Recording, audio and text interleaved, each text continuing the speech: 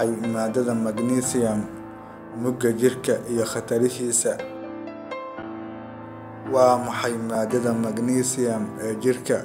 Maadadan magnesium waxay 70% laga helaa lafaha iyadoo ku dhex jirta maadooyinka kale ee phosphorus iyo calcium, halka 30% kale ee soo haray laga helo unugyada jilicsan iyo dheecaamada kala duwan ee jirka. Mugga maadadan magnesium ee qofka weyn waa 20 garam.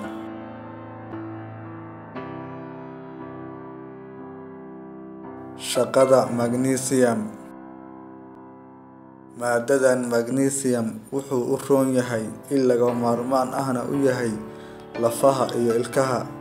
Wuxuu kaloo soo saaraa walxaha dedejiya falgallada ka dhaca dhammaan gudaha unug kasta ee jirka, sida dheef-shiid dedejiyeyaasha hexokinase iyo glucokinase.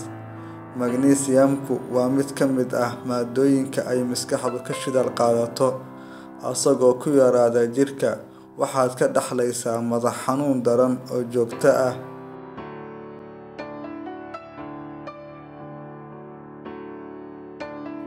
Ilaha laga helo magnesium. Ilaha laga helo maadadan ayaa ah dhammaan haruuryada sida galleyda, masagada iyo qamadiga. Waxaa kaloo laga helaa caanaha, hilibka, digirta, khudaarta cagaaran iyo furuutyada.